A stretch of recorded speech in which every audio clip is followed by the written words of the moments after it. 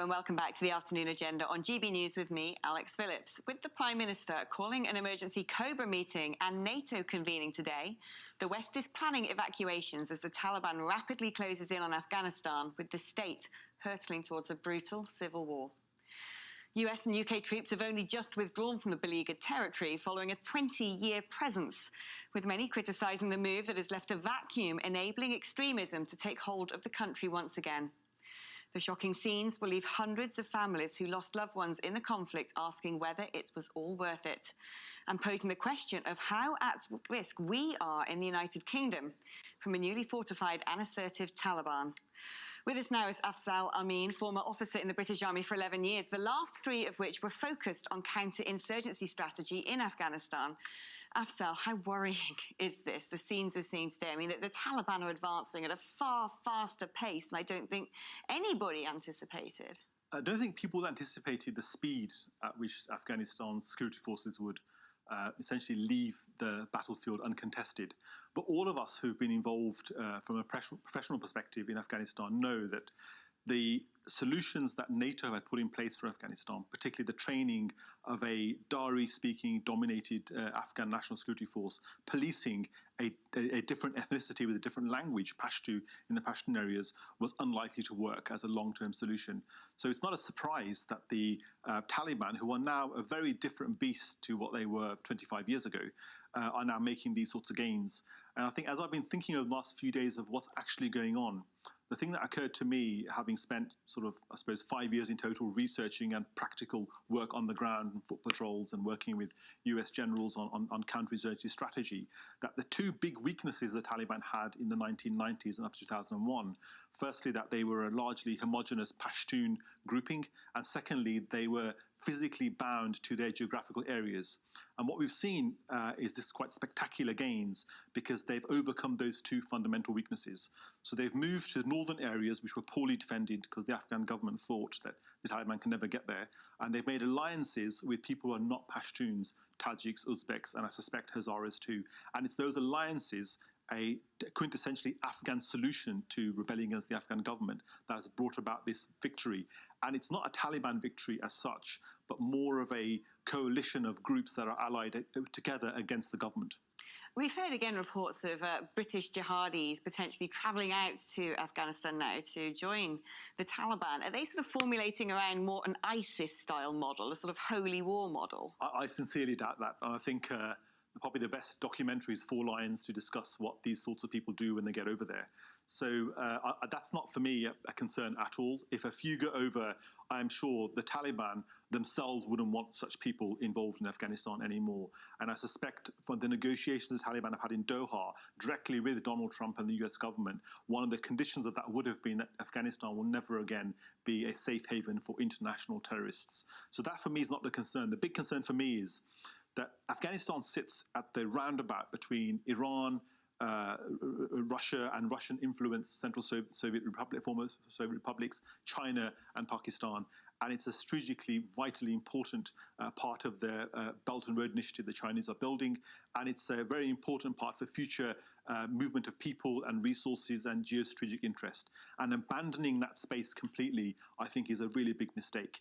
And I'm disappointed that we from NATO have done that.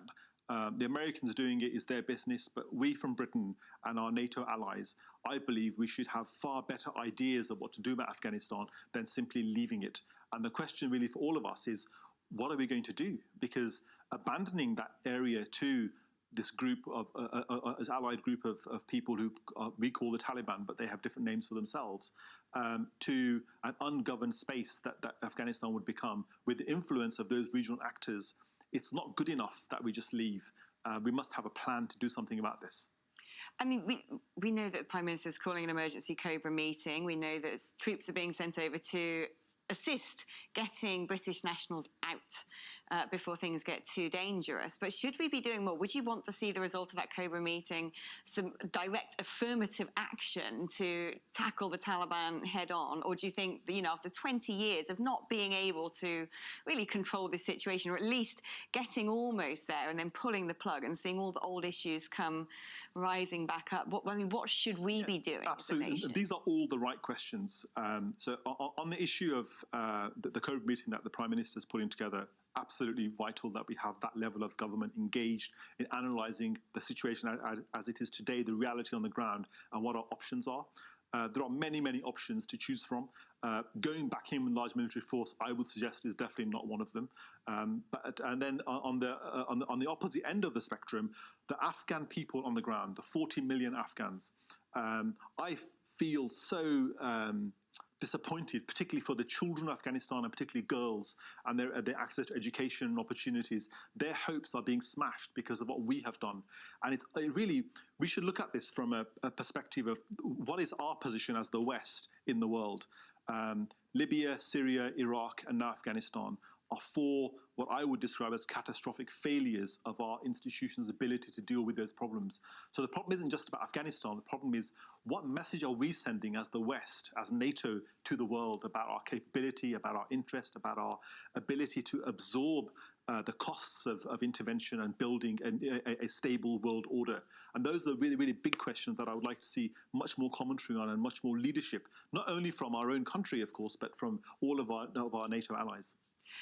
I mean, we are in a situation now where people must be sitting at home. 450 troops died, and 20-year engagement over there.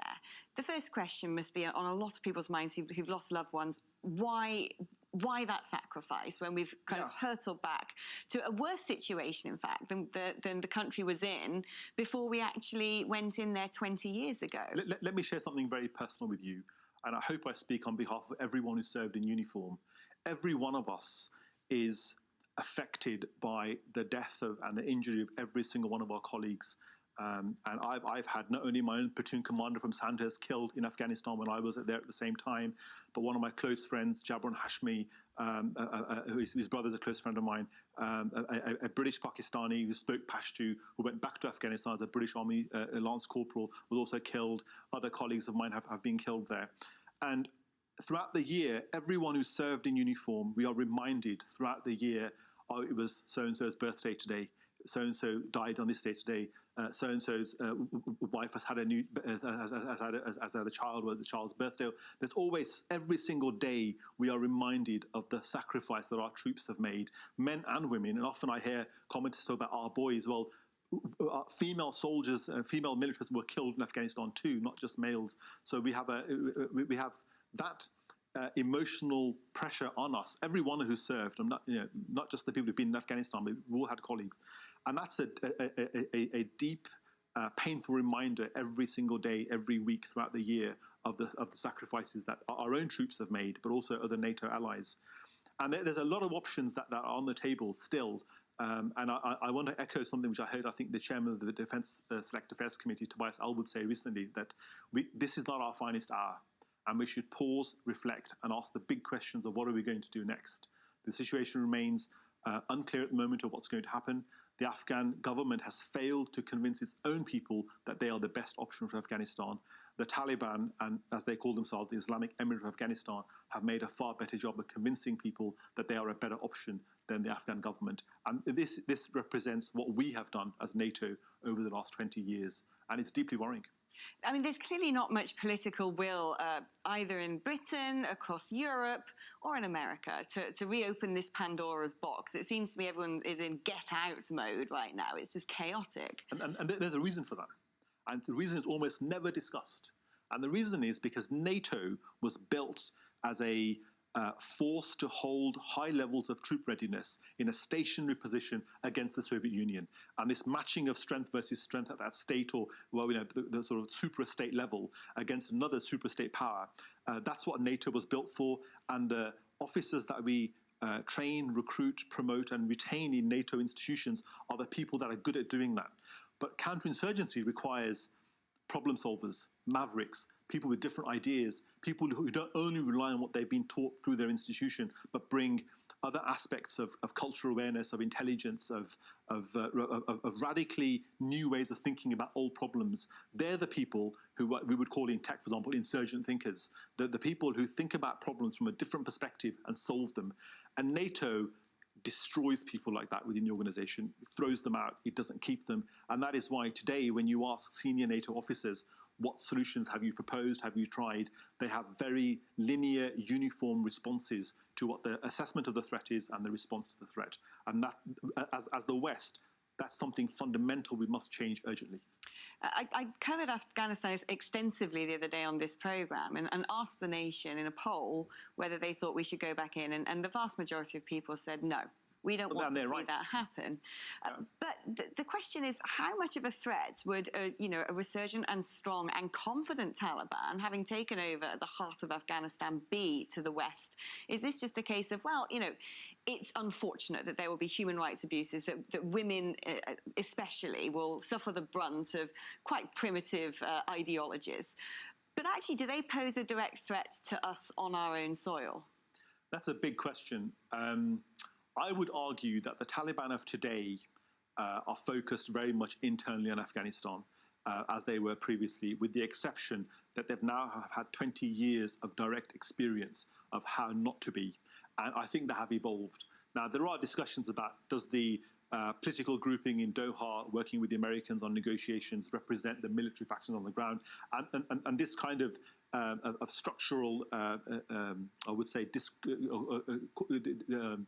the kind of structural challenges between the two are, of course, observable, and we can comment on them. But the reality is that the Taliban as an organization, I think, would want to see very little further foreign encroachment onto their territories.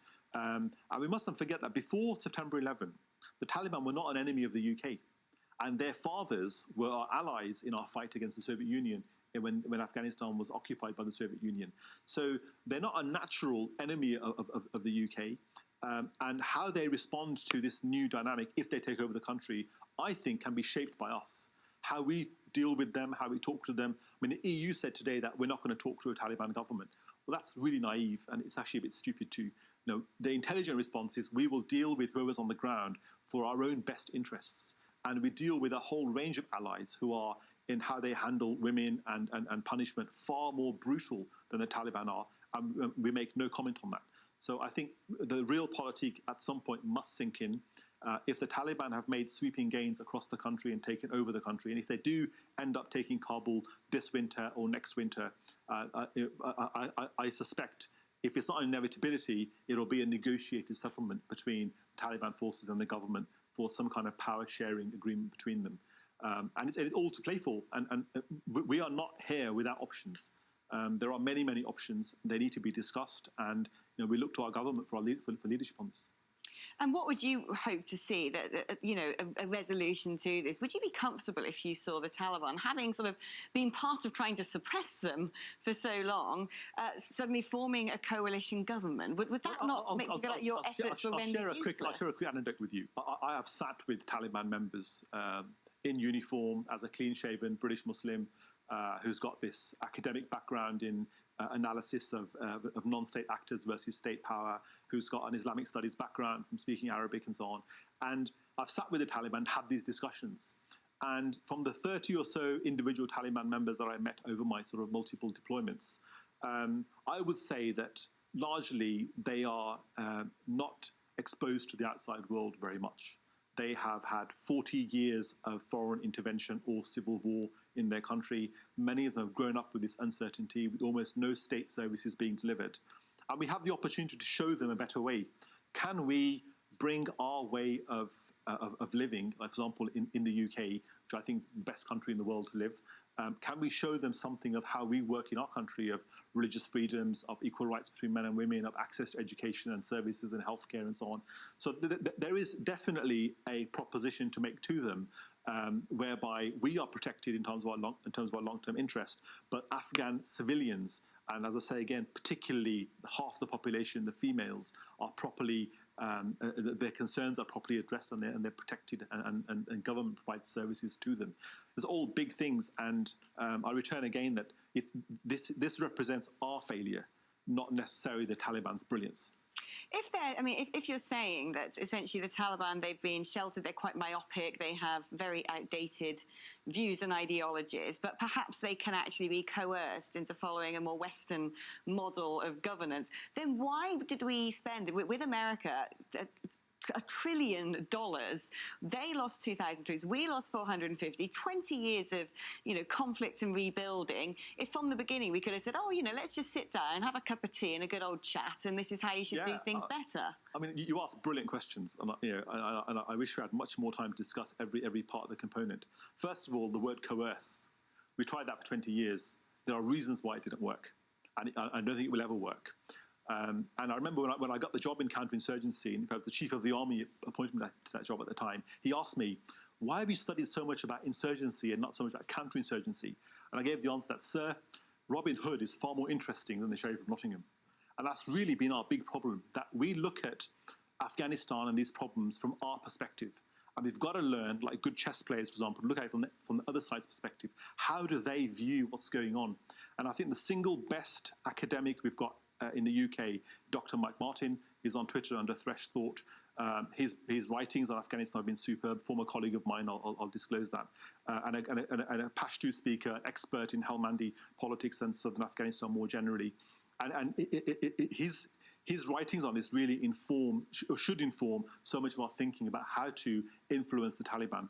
There are multiple complications of tribal identities, family groups, ethnic identities, previous alliances, and that requires much more detailed analysis of what's going on a local level. And part of the problem with NATO has been that we deploy for 6 months, and then 100% of that force leaves another 6 months, and another group people arrive for another 6 months. And I used to say that the question I used to ask is, imagine introducing the 18th life partner to your family. Are they going to get the silverware out? Are they going to get the Sunday roast out? Are they going to show the family albums? It's another. So we haven't committed to Afghanistan. We haven't committed to the fight. We haven't committed to the Afghan people. And again, this comes back to our own institutional failures, and they must be addressed. Otherwise, if we're having trouble fighting these guys in flip-flops, carrying weapons they seized from the Soviets 40 years ago, how are we going to fare against a state actor who has fighter jets, submarines, nuclear missiles, artillery, hundreds of thousands of troops, satellite communications? NATO really needs a fundamental rethink of how we are built. And I hope that's going on. I suspect it's not. Does the current dialogue between the Taliban and China concern you at all? Concern is I don't want to say it concerns me from a perspective they shouldn't do it. It's only natural that China is engaged with its regional partners. That's completely normal. I found it slightly disappointing that it was essentially a state visit level of engagement between China and the Taliban. But then that's what the Americans have done in Doha too. So it's a very complex scenario. It's only natural that China would want to see a regional integration of the movement of logistics, personnel, minerals, particularly oil and gas, between the Central Asian republics and China, between Iran and China, and then products moving from China to the warm seas through the Gwadar port in Pakistan, for example. So there's a lot of regional connectivity there. In fact, I remember, I think it was Zbigniew Brzezinski who wrote in, 40 years ago that whoever wants to control the world must control Central Asia, because that is where the majority of the human beings interact with one another. And that was the same 3,000 years ago with the Silk Road, and it's the same today. So we've got to look much more at the geostrategic picture of Afghanistan than we're doing at the moment. It is not simply a case of, we've got some limitations on what we can do, and therefore we can't do anything. I think there's a lot we can do. Options must be considered, and we should continue to shape those countries, because we've got a lot to offer. We've got a great country with a great history, with so many great aspects of our society that under the right circumstances, much of that can be shared with people. And if you look at Vietnam, for example, which people are talking about today because of what happened in Saigon and the evacuation of the US embassy, I don't think that would happen in Afghanistan. I think it would be far more ordered withdrawal. But if you look at Vietnam today, the Vietnamese today are not enemies of the US. It's actually, I think, the #1 tourism destination for the US. So Afghanistan used to be a great place to visit in the 60s, and we've got many older relatives who drove through there, and a bit of a hippie trail, and all these kind of romanticized memories of Afghanistan. So in the future, it could be the case that Afghanistan is once again a great hospitable place to visit. I'd also recommend to viewers to read Rory Stewart's book, The Places in Between, where he walked across Afghanistan and had amazing adventures. So I think it's a wonderful place. The Afghans, particularly the Pashtuns I worked with, are wonderful people. They're not all sort of mad terrorists. They are genuinely ordinary people wanting the best for themselves and their families. And the challenge is, can we find a way through? And it can't be that we abandon the battle space and say, right, we're not going to contest this fight anymore. We've comprehensively lost, so we're running away. That is not the solution. There's got to be a far better thought-out response to this problem. Nassal, thank you so much for coming and taking the time to give me very thoughtful responses, actually, to this emerging crisis. Thank you. Much appreciated. Up next on the afternoon agenda, you can no longer blame your metabolism